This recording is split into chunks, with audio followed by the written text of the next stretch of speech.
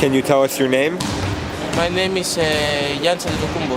What is your goal for your career? I want to be NBA player. High pick and roll. Giannis on the loose. Slide and just sweeps that thing on. Bago siya kilalanin bilang The Greek Freak, siya muna'y isang batang nagtitinda ng relo, DVD sa lansangan ng Athens, Greece. Gutom, pagod, at minsan ay umiiyak na lang sa gabi. Pero sa likod ng kanyang tagumpay, may isang babaeng nanatili, hindi dahil sa pera o kasikatan, kundi dahil sa tunay na pag-ibig. Ito ang nakatagong kwentong true-to-life love story ng tinaguriang The Greek Freak sa NBA, na si Giannis Antetokounmpo. Pero bago natin alamin ang buong kwento, kung mahilig ka sa ganitong content, huwag kalimutang mag-like, mag-subscribe at i-click ang notification bell. Para updated ka lagi sa mga susunod na kwento ng true-to-life love story ng ating mga paboritong NBA superstars. Let's go!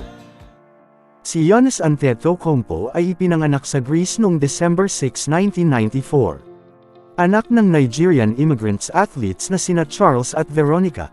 Sa murang edad, natutunan na ni Giannis ang magbenta ng relo at DVD sa kalye ng Athens, Greece.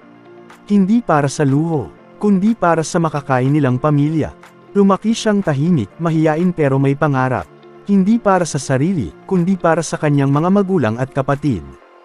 Isang araw, habang naglalaro sa isang maliit na liga sa Greece, may nakapansin sa kanyang galing. Unti-unting nagbukas ang mga oportunidad, at kalaunan napansin siya ng mga NBA scouts. Kaya't noong 2013, siya ay sinubukan ang swerte sa NBA draft. At dito ay pinili naman siya ng Milwaukee Bucks bilang 15th overall pick.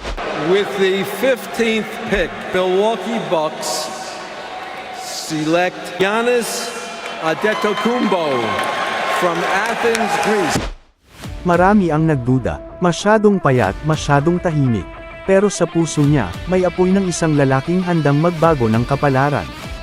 Habang unti-unti siyang sumisikat, dito niya nakilala si Mariah Riddle Springer.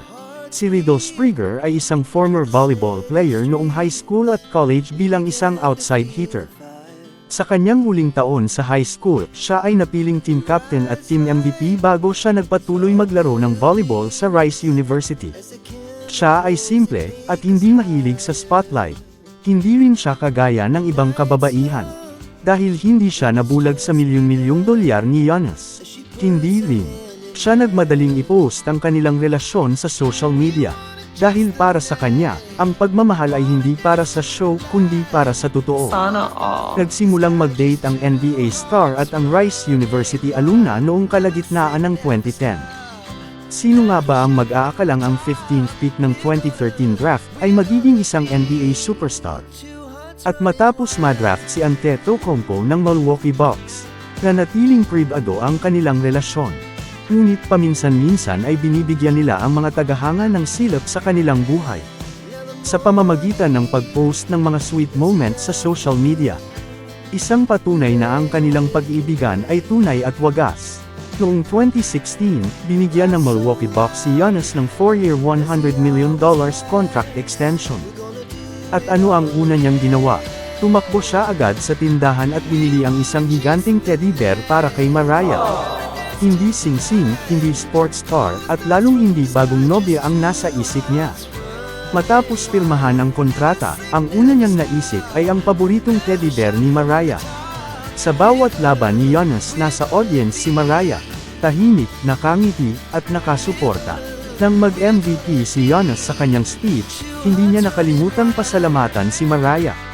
Dumaan man sila sa maraming pagsubok, long-distance relationship, pressure ng media at mga intriga.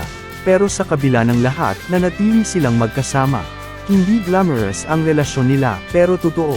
Noong 2020, isinilang ang kanilang unang anak na si Liam Charles. At sa unang pagkakataon, nakita ng buong mundo ang isang Giannis na hindi lang atleta, kundi ama, at isang lalaking marunong magmahal. At sinundan ng kanilang pangalawang anak na si Maverick na ipinanganak noong August 18, 2021. At ng bunsong si Eva Brooke na ipinanganak noong September 14, 2023. Sa loob ng wala pang 4 na taon, nagkaroon sila ng 3 anak, 2 lalaki at 1 babae. Pero hindi pa raw ito sapat kay Giannis. Sabi niya, ang goal niya ay hindi ang manalo ng 6 na championship, kundi magkaroon ng 6 na anak kay Mariah. Shoutout kay Giannis. Handang-handa na sa pagbarako. At noong September 1, 2024 linggo ng umaga, sa wakas, matapos ang 1 dekada ng pagmamahalan at 3 anak, ikinasal na si Giannis Antetokounmpo sa babaeng minahal siya bago pa man maging isang NBA superstar, si Mariah Riddle-Springer. Sa isang emosyonal at pribadong seremonya sa Navarino Hills, sinabi nila ang kanilang mga pangakong habang buhay na pagmamahalan sa harap ng piling bisita tulad nina Chris Middleton, Bobby Portis Jr., Drew Holiday, at maging sina LeBron James at Serena Williams. Ito ang kwento ng tunay na pagmamahalan, walang spotlight, walang camera tricks. Isang kasal na puno ng respeto, sakripisyo, at pangakong totoong pagmamahalan.